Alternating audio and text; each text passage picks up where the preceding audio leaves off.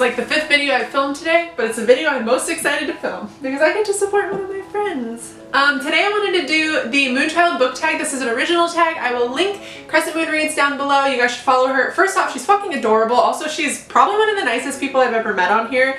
And when you watch her videos, you can tell that's her personality.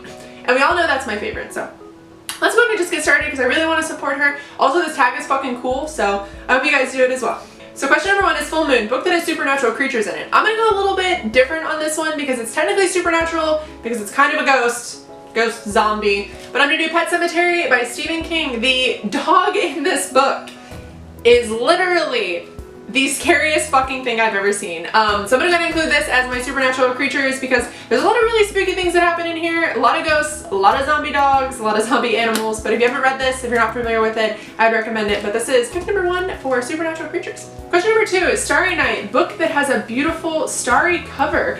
I don't think I have any books that have stars on them actually, now that I think about it. Oh no, I do. Okay, here we go.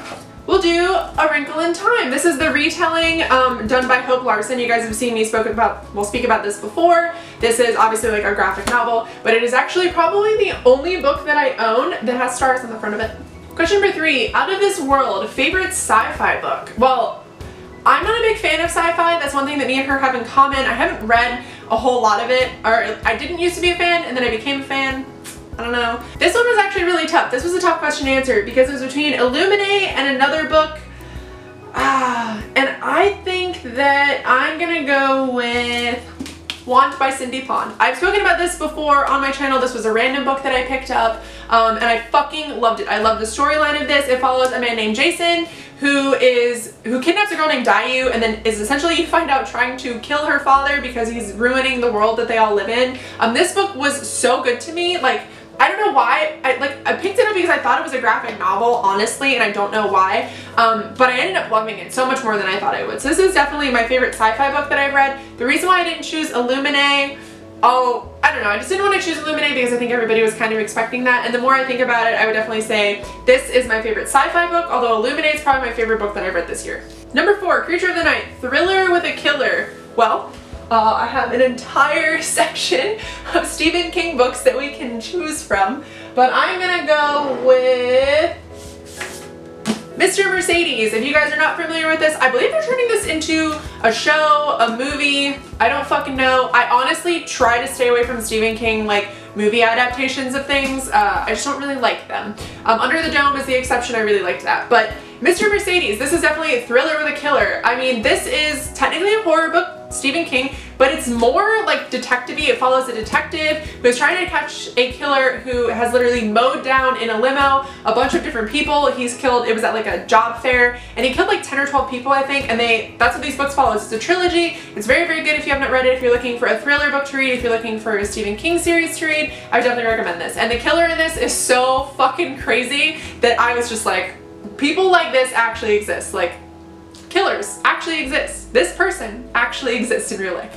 And if that doesn't scare you, I don't know what will. Number 5, The Moon Controls the Tides, books that deal with water, setting, powers, etc. Anything water. I have a good book for this. Come here. Come here. So this book you may have heard of, you may not have heard of, I don't know. It is Pirate Latitudes by Michael Crichton. I love Michael Crichton. It's one of my guilty pleasures. My friend actually gifted me all of his Michael Crichton books one time, and I think they were like downsizing because they were moving. When you're in the military and you have to move, you have like kind of a weight limit on the shit that the military will move for you when you have to move post. So he was downsizing and he gave me all his Michael Crichton books, and I'm really fucking thankful for it because I love them. So this book follows a pirate captain, and he is sent to Jamaica to actually try to get gold for the English crown, and that's really the basis of this book. It's him just essentially trying to rob a bunch of Jamaicans of their gold. But it is still really, really fun. It was a really fast-paced read. If I remember right, this book was finished posthumously because Michael Crichton obviously died. I believe his son finished it, or another author that he wrote with. I can't really remember, but I fucking love this book. I read it in about a day, and I don't know, it's just really fun. It has a lot of carnage and piratey shit that happens, so if you're into pirate books, I would check this one out. Alright, number 6 is Daughters of the Moon, book that features some serious girl power and friendship. I'm actually going to do a comic book for this one because I fucking love this comic book. It is Rat Queens. If you guys have seen me You guys have seen me speak about this book on my channel before. I love rat queens. They are really just badass babes. They're really good friends. They look out for each other. They fucking love each other. And I just really, really love this. It's like a magic setting too, as you can tell, obviously. But if you haven't read it, I would read it because it's fucking hilarious. Number 7 is Spaceship, your OTP. Oh god, what is my OTP? I'm gonna go with something slightly predictable just because they are my OTP. It'd be Hermione and Ron. I fucking love Hermione and Ron together. I think from the very beginning, I thought that they should be together. Even as like a kid reading the book, I was like, oh my god, Ron. Hermione, why are you not interested in him? So definitely Hermione and Ron. I fucking love them together. And anybody who ships Draco and Hermione, please, stop. Alright, number 8, Waxes and Wanes. Book that played with your emotions.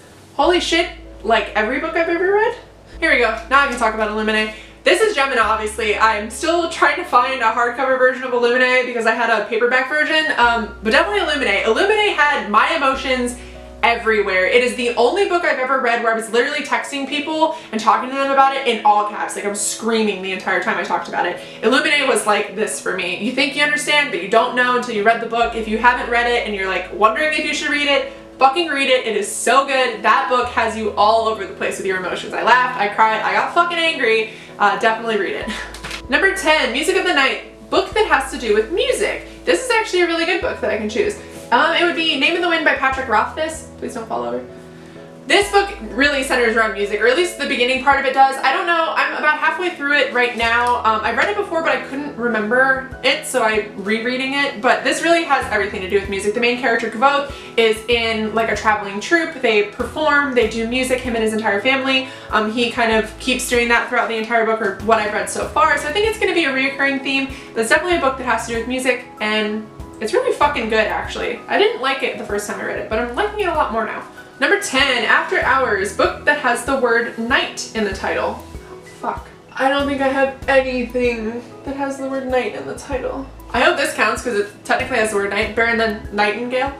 So number 11, the last one, is Crescent Moon, book that features a goddess or goddesses. I've spoken about this book before on my channel, and I will continue to speak about this book on my channel because I fucking loved it. It Would Be Strange to Dreamer by Laini Taylor. This has so many gods in it. I don't want to give too much away about the story, but there are gods as main characters in this book, and if you have not read it, you should. It's fucking wonderful. The god characters are wonderful. Some of them aren't so wonderful. Most of them are, though. It's just really, really great. If you haven't read it, I would read it. It's a beautiful, beautiful book. Also, it's a beautiful, beautiful book.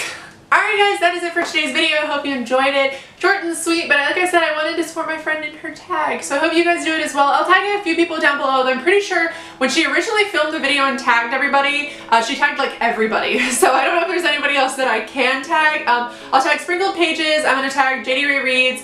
I'm going to tag Book Roast. I'm sure Coffee Chatter's already been tagged, but I'm just going to tag you, really. If you want to do this tag, please do it and let me know. But I hope you guys are having a good day, and I'll see you in my next video. Bye!